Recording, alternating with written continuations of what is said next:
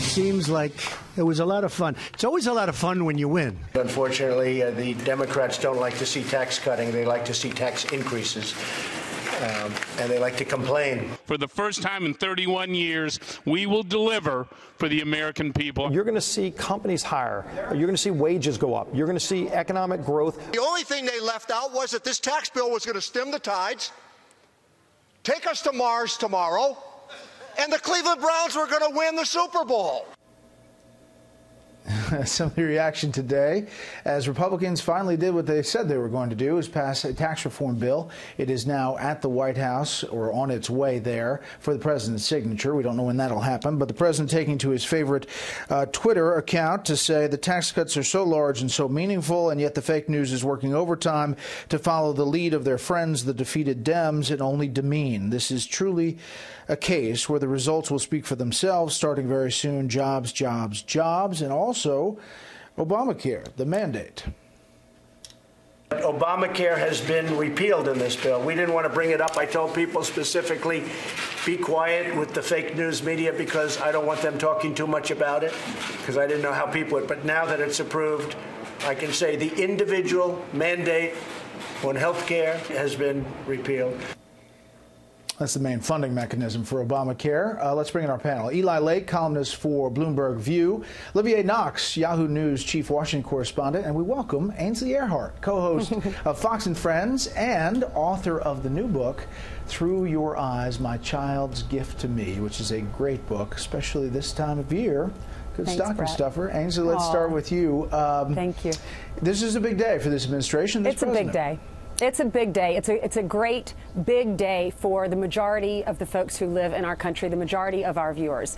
All the tax brackets, most Americans are going to see their tax brackets go down, actually all of them, so you're going to save money. You can spend more money at Christmas. It means more money in your pocketbook. We had Ted Cruz on our morning show today, and he said the 529 plan is going to allow you not only to put money aside for colleges and not have to pay taxes on that, now you can put it aside for private schools, and that helps the folks that are in those high tax states.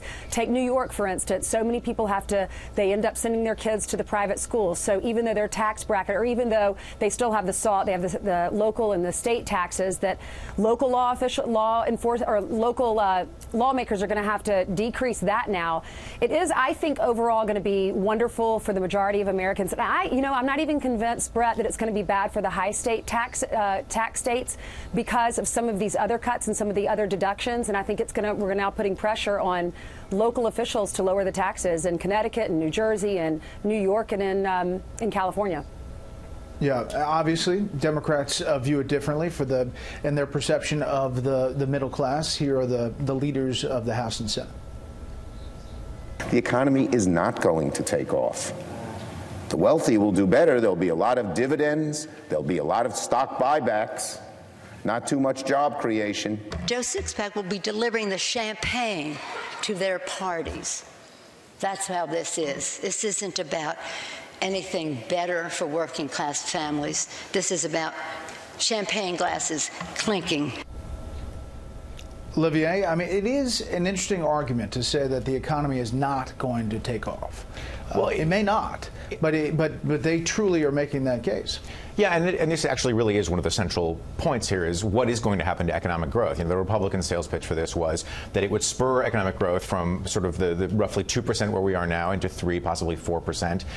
That under the current conditions, you would hope that would lead to wage increases and things like that. But this is a big bet. You know, the interesting thing about the president's remarks at the top is that Republicans have been saying for all year how much they hate that they have full control of the government and haven't been able to pass a major achievement. Well, this is a major achievement, and they're hoping that it puts to rest this idea that this constellation of Republicans can't govern. Eli, overlooked in all of this talking, it seems, was the Obamacare element, the repeal of the mandate. And that is the main drive for the funding of it. So this means that at some point very soon, Republican leadership is going to have to tackle this again, which they failed at the first time. Well, they will have to tackle it again, but I'm with Olivier that the Republicans needed to pass something important like this in order to avoid the charge that with control of both houses of Congress and the executive branch, they were the do-nothing Republicans. So they've got that out of the way. Repealing the mandate is not the same as repealing all of Obamacare, and there is still enough wiggle room, I think, for members of Congress and for Republicans to continue to allow states that want to continue to stay on Obamacare and people to stay on Obamacare, so it doesn't entirely kill that program. Kind of get the best of both worlds in their talking point. It would say if people are not mandated to sign up, suddenly you have fewer people and the numbers just don't work. The legs come out from under it, right? The legs can come out from under it, but there's a lot of wiggle room in terms of what you can do between now and then and what will happen. I mean, I think at a certain point, one of the reasons why the Republicans failed before to repeal Obamacare is because a lot of their constituencies found it popular. They liked it, even though at first maybe they didn't. Yeah, and as far as a government shutdown, it seems, Ainsley, that we're heading towards, another punt to January, but there will be a battle. Yeah, I agree. The CR, I think Republicans are going to push for that so they can go home for Christmas and then come back in January. We haven't seen a shutdown. It's very, very rare to see a shutdown. Our last one was in 2013. I doubt that's going to happen. Republicans really want defense spending, and the Democrats are saying, yeah, that's fine, but if you're going to do defense spending, we want more money for non-defense spending. And then the Democrats, they want more money for disaster aid relief. We're talking billions of dollars for that to help folks down in Puerto Rico and the folks that were hit by all the hurricanes this year. Whether or not we see that, I don't know. Republicans don't, of course they want to help other people, but it's a lot of money to be spent. So they're going to have to come to a compromise on that. I don't think there's going to be a shutdown. It's very rare that would happen. And worst case scenario, I think CR, and then they'll come back in January and fix it.